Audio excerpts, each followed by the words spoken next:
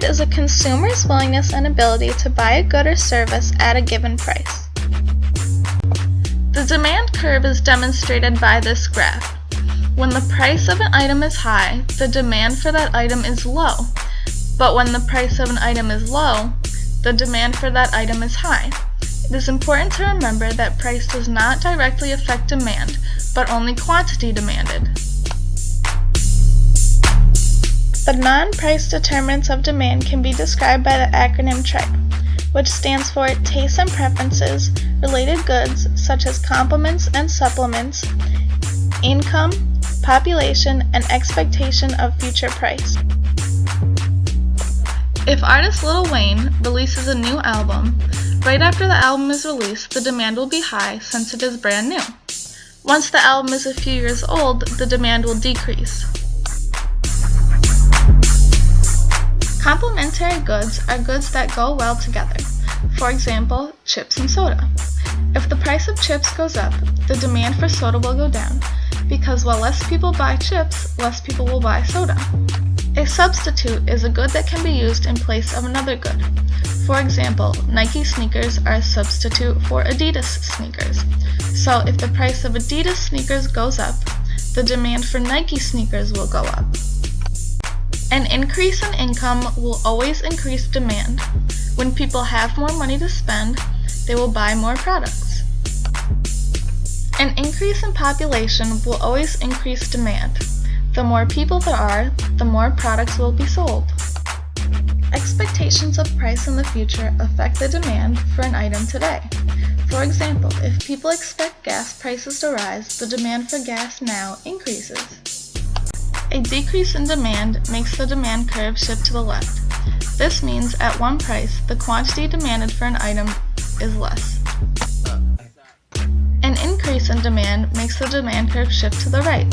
This means at one price, the quantity demanded for a certain item increases.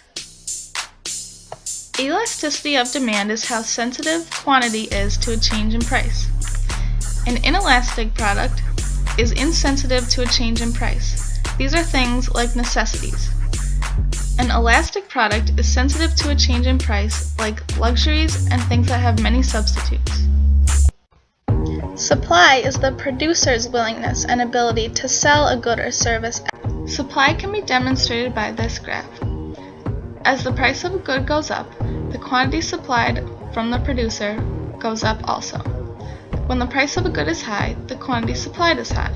When the price of a good is low, there is little quantity supplied. Again, it is important to remember that price does not affect supply directly. Price affects quantity supplied.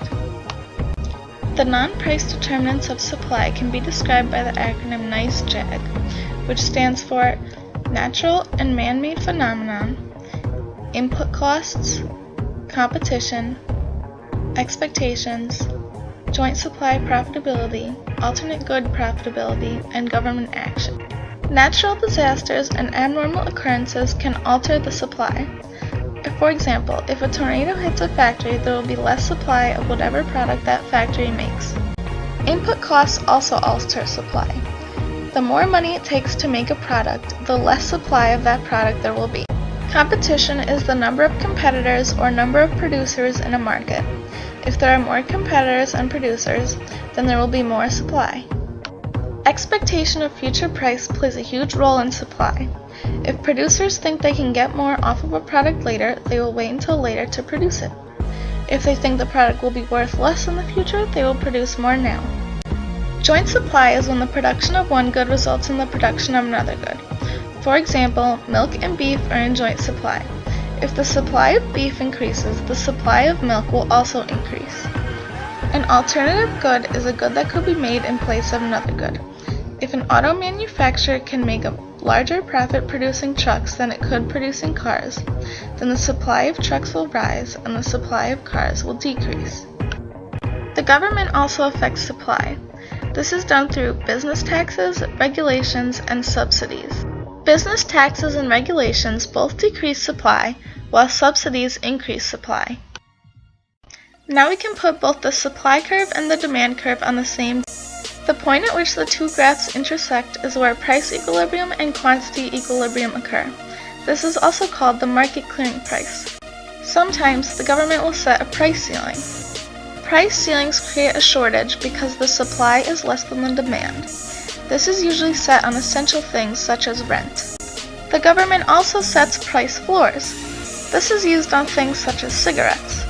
A price floor creates a surplus because for that price supply is greater than demand.